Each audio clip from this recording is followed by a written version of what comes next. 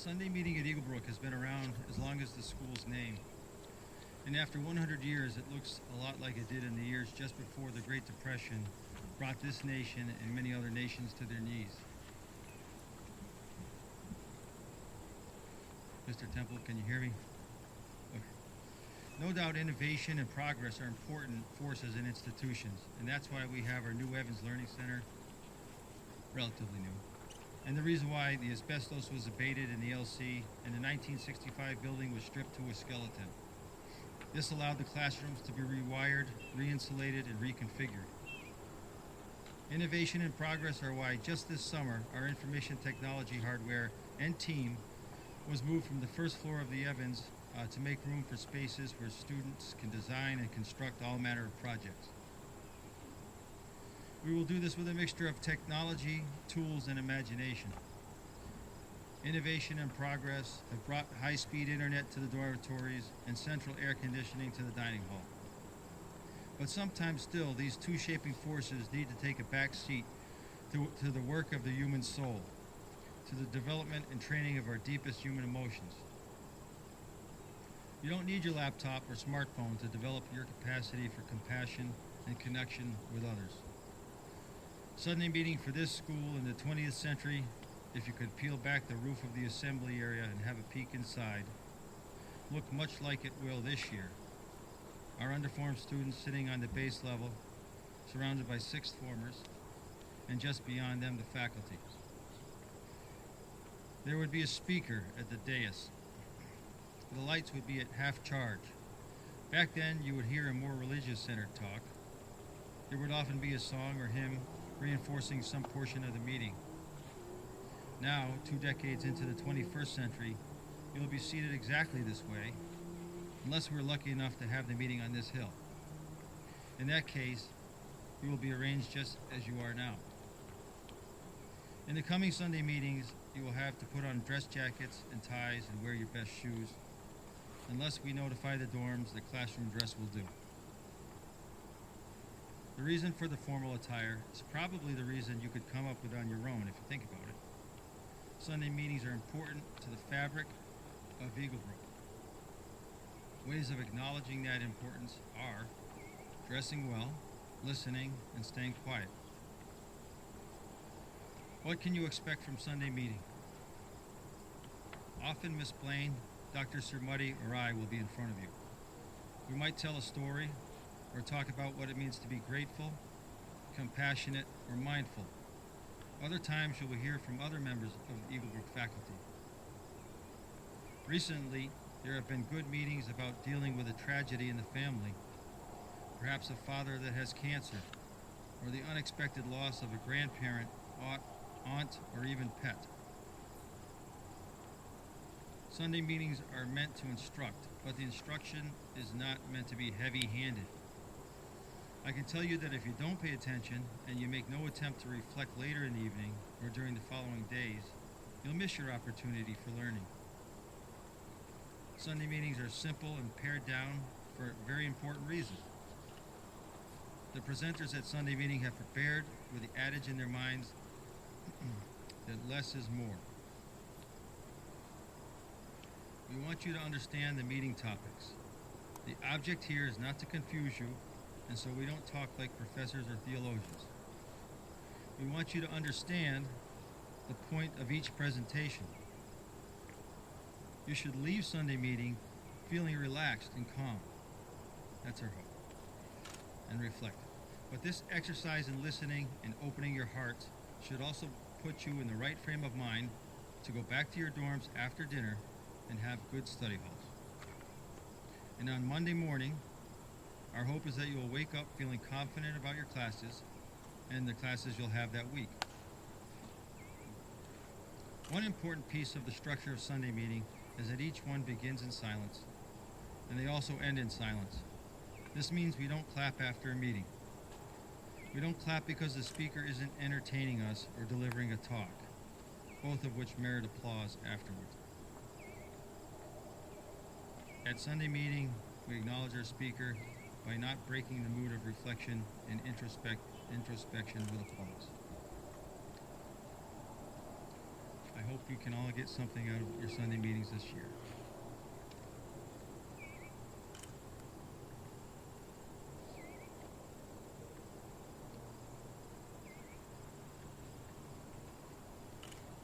Our student body president.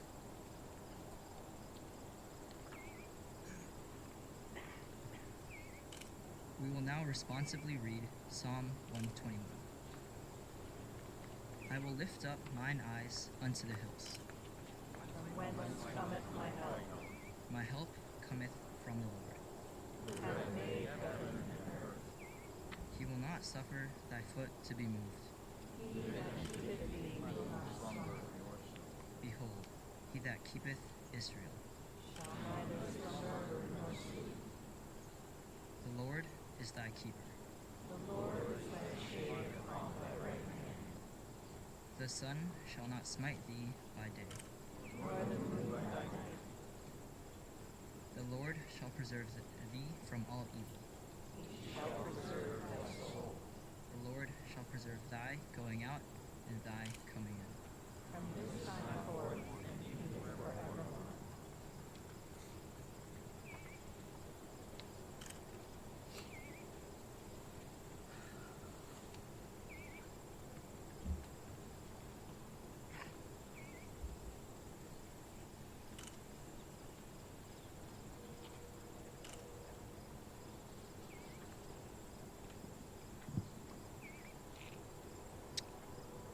One of the hopes we have for all of us in this Eaglebrook's 100th year is that we will develop the ability to be engaged fully by everything that we do.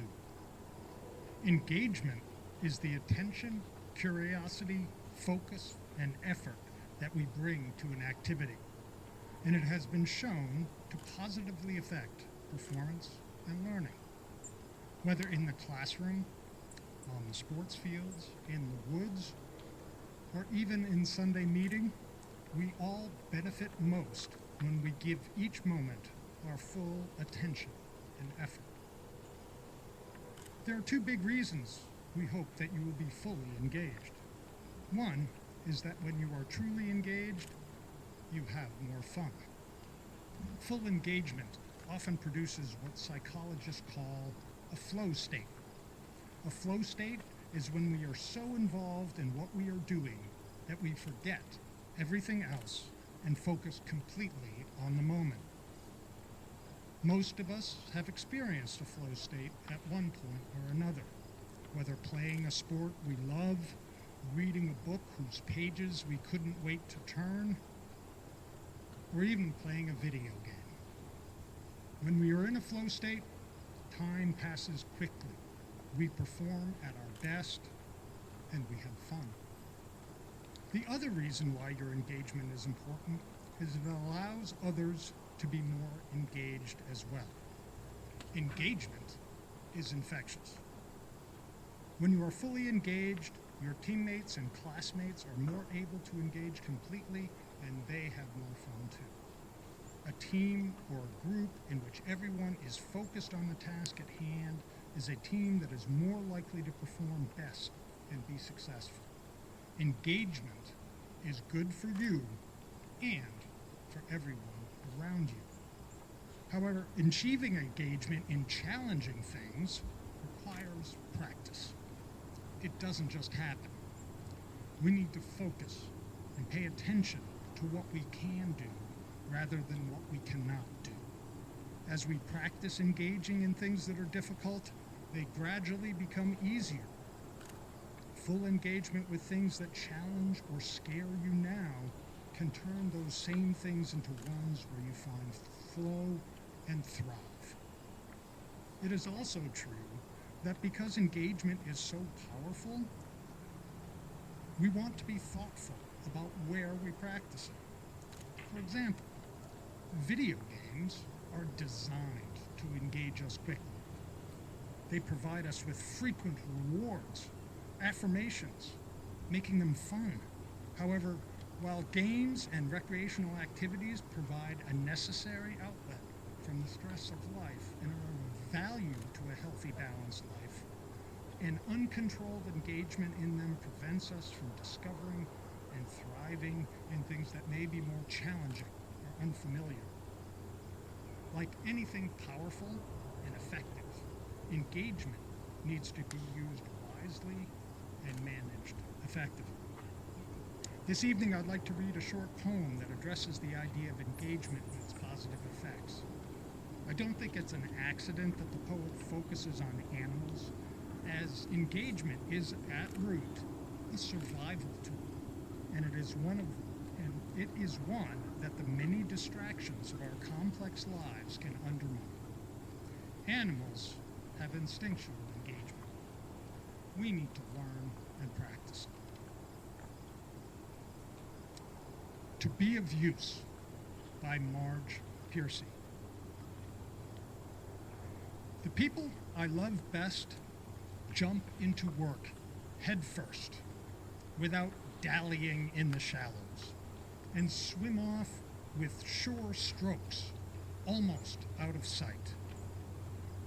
They seem to become natives of that element, the black, sleek heads of seals bouncing like half-submerged balls.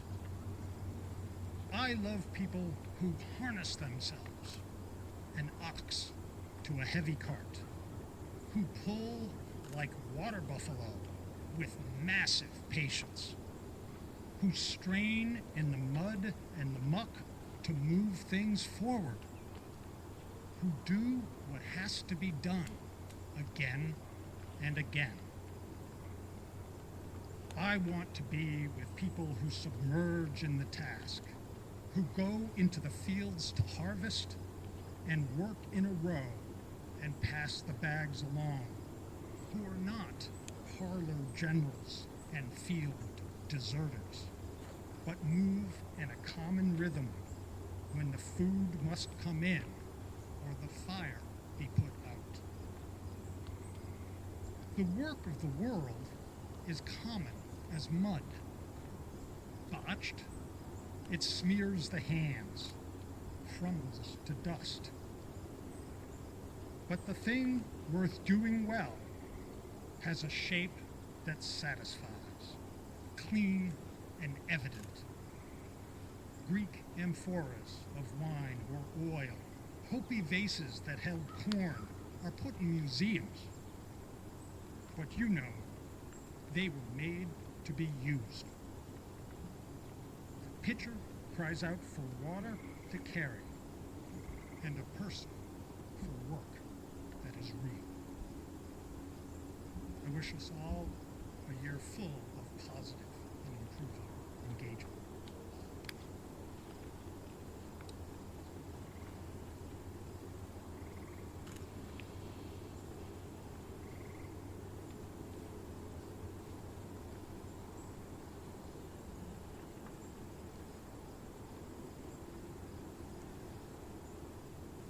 Thank you, Mr. Mariani. Thank you, Mr. Cirboni. Thank you, Phil. I love that poem. It reminds me what we went through last year and what we're doing this year. And so thank you for your engagement now. This evening, together on Mount Pecumtuck, we are setting off into a unique year in Eaglebrook's history, our Centennial year. For 100 years, the valley stretching out below us, the circling mountains, in the glow of an evening sunset have welcomed students and their teachers to a new beginning, an adventure in learning on our mountainside. The view you see inspired the man who founded Eaglebrook to start a school here, and the beauty that will surround you every day draws our alumni and families and faculty back and makes them say, even when they see new buildings and unfamiliar places, the spirit of Eaglebrook and the beauty never change. The name Eaglebrook originated because more than 100 years ago, a little stream flowed down the mountain and a pair of eagles nested near the rock. When you walk past our pond, look at its spillway and you'll see water flowing into the same brook. And if you are lucky, as we were this summer, you can look up and catch sight of a pair of eagles soaring above the pond, hoping to catch a fish for lunch. 100 years of history have given Eaglebrook legends to pass on to new generations of students. The story of Mr. Gibbs missing the first day of school. His car was hit by a trolley below the bridge, and Deerfield's headmaster rushed up the hill in time to welcome the arriving students and their parents. The story of a fire that burned down the swimming pool and almost a dormitory right where the end of the LC is. The firemen got to bring up a pump and watch the spreading. They forgot to bring up a pump and watch the spreading fire.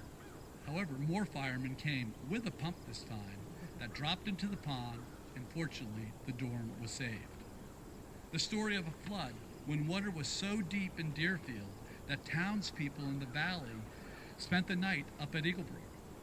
To give them places to sleep, boys moved out of their rooms, except for one boy, a heavy sleeper, who awoke in the dark to discover that someone large and heavy was sitting on top of him. The story of children from England who spent the war years here and introduced Eaglebrook to what they called real football. That was the start of Eaglebrook's soccer program.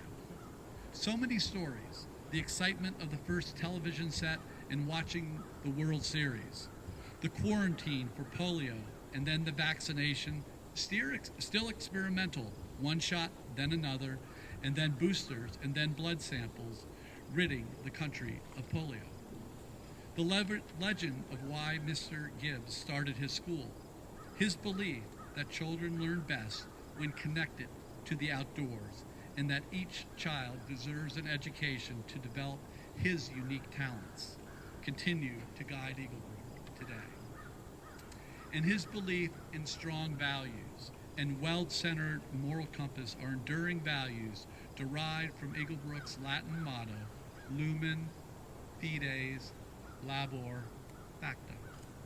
These values have served Eaglebrook well for 100 years. Lumen, the light that shines out from each one of us to make where we are a better place. The light that shines within us to give us compassion and understanding. Fides, the faith we have in ourselves, the confidence to do what is right, our loyalty to family, friends, and school. Labor, our ability to work and engage with others while growing in knowledge of ourselves. Facto, all that we do and have done that is worthy, our accomplishments, our acts of kindness, helping us to be the best that we can be. While we sit here together, watching the sun disappear, think about the year ahead. All that you and all of us will experience on this mountainside. Remember, you are unique. The departure of our sixth form will round out our century, and you in the third, fourth, and fifth forms will return to lead Eaglebrook off into the next 100 years.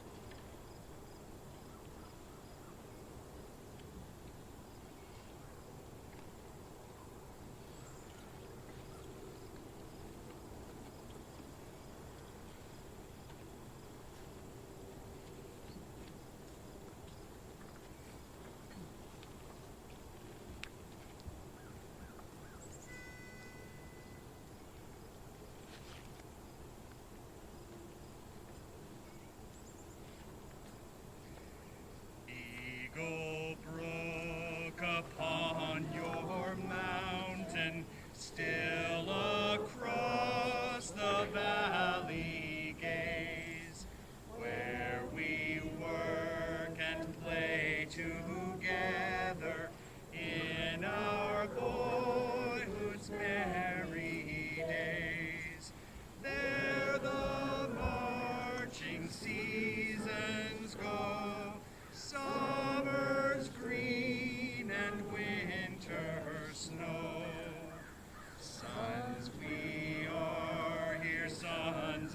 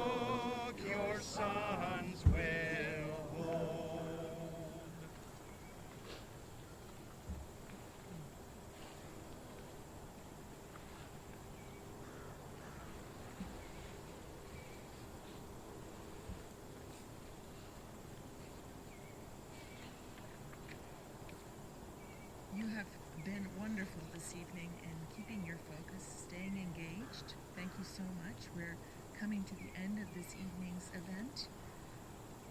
As I have an offering of a blessing, and then we have another musical offering from one of your classmates, at which point Mr. Loftus, Miss Bogle, Miss LaPointe, and Mr. Fox will dismiss you. It has been our tradition over the years that students who wish to stay for a little while longer just to find a little bit more peace in the silence are welcome to do so. What I ask is that the rest of you leave very, very quietly. Leave without any sound at all. You'll leave in the same direction that you came, to the south end of the tent. And if you would please pass your cards that have the hymn and the Psalm 121, would you pass them please back to those students who handed them to you in the first place? They'll be there. Thank you so much. And now let us pray. We open ourselves to the fellowship and grace that comes with when we are gathered at each time, gathered. A time for each of us to reflect on community, on beginning a new year, on the blessings that come to us in this life, but that we receive without asking. We celebrate the life we share together and the gifts that we can offer one another.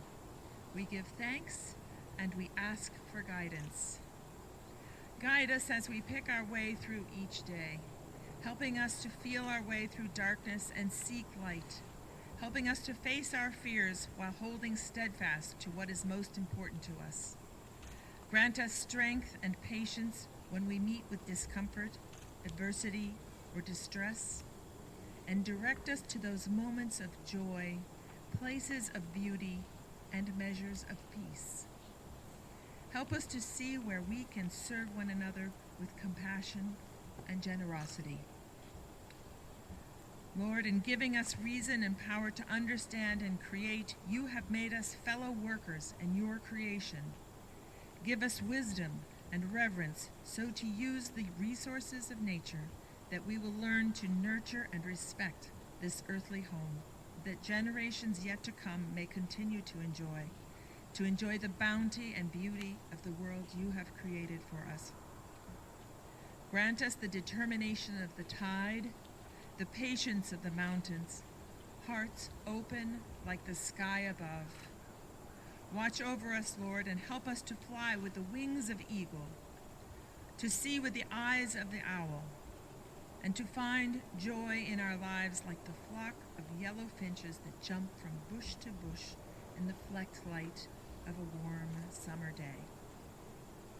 May we encounter joy in each day.